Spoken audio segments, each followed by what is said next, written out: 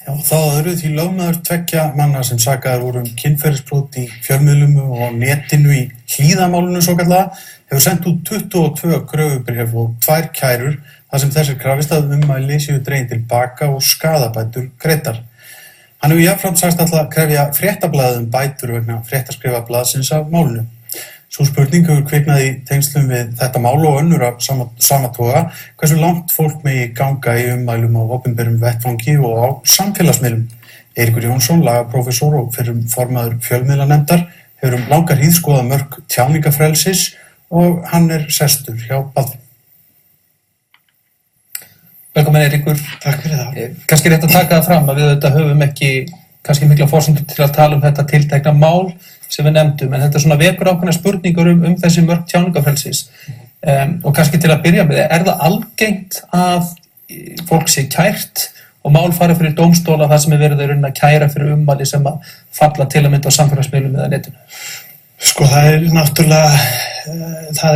meiðir að máli eru mjög tíð hér og hafa þetta verið lengi. Ég er stundum grínast með þetta hafi verið eins konar þjóðaríþrótt í reynd bara allt frá upphafi laga hefur svona æruvendin mikil áhersla verið hana í reynd. Eins og þær eru þessi mál gjarnan kemur kannski ekki til kæru, því flest þessi mál eru rekin sem einkarefsimáli. Það er þá í reynd stefna það sem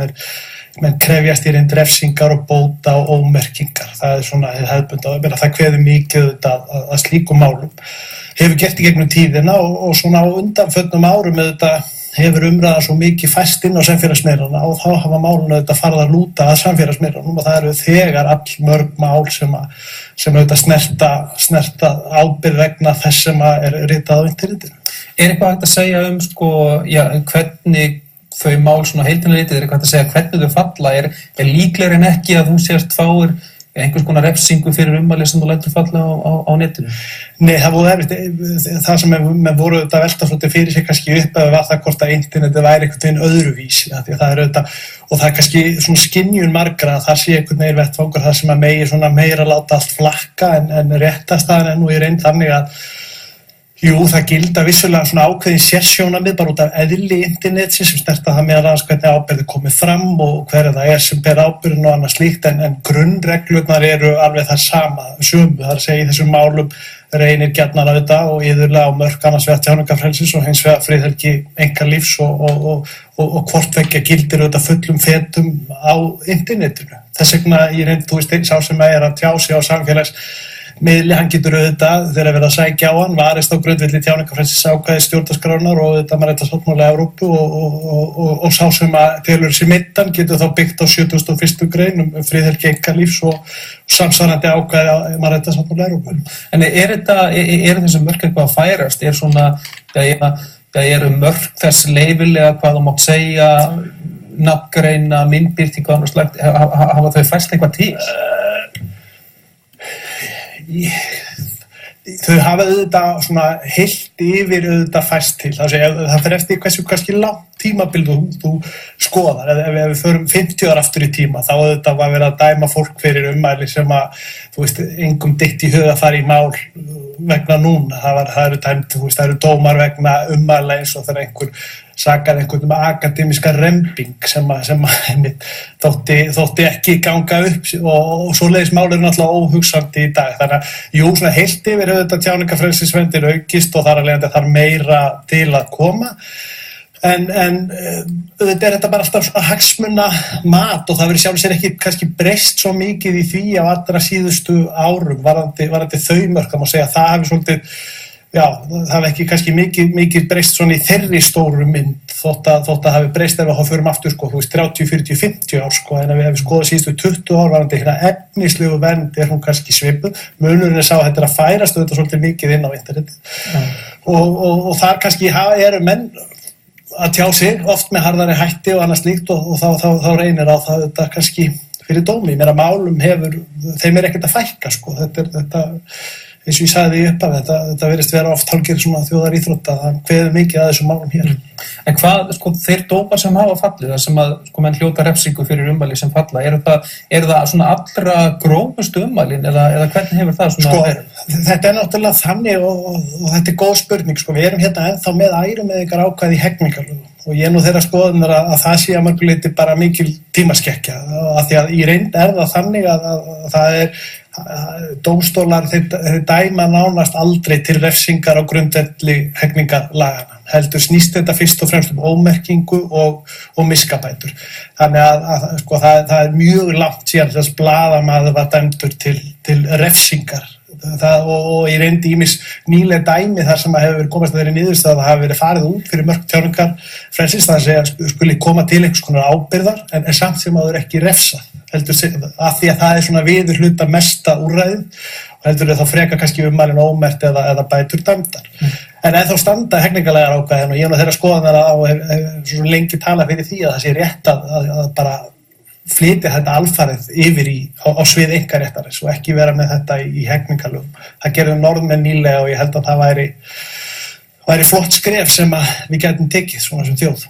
Annað sem að hefur verið talað það eru mögulegar í dæmum og málum þar sem að einhver hefur lagt fram kæru til að mynda vegna kynferðisbrota, málið fer ekki alla leið í kerfinu, fellt niður af einhverju ástæðu og fær síðan á sig kæru á móti, ofta fyrir rangar sakskiptir eða eitthvað svoleiðis. Það er komið dómafordæmi skilst í því að slík mál og þau einhvern veginn virðast ekki samkvæmt kerfinu eiga rétt á sér. Já, það má segja að það svo sem hefur lengi tíðkast að menn hafi svona rýmka tjáningafrelsi tengt réttargæslu. Að menn verða að vítalausu að geta lagt fram kæru og annað slíkt og sjálf sér svona eldri dómar fyrir því en það er svona mjög nýlegu dómurinn frá í desember í fyrra sem tekur kannski akkurat af svona þessari stöðu sem mjög þetta hefur verið til umræðu þar sem ekki einmitt kemur, það var það að ræða, það kom fram kæra fyrir nauðgun og málið fellt niður, þá kemur fram kæra fyrir rangar sakarskiptir, það er líka fellt niður og þá fer viðkomandi í meiðyrðamál gegn þeirri konu sem hafi lagt fram upphaflega kæruna. Og þar einmitt sagði Hæstiréttur að í málum af þeim toga þá gengi ekki að leggja sönnunarbyrðina á þennan sem lagði fram upphaflegu kæruna en það stæði þá bara í reynd orð gegn orði heldur yrði að leggja þá til grundvallar að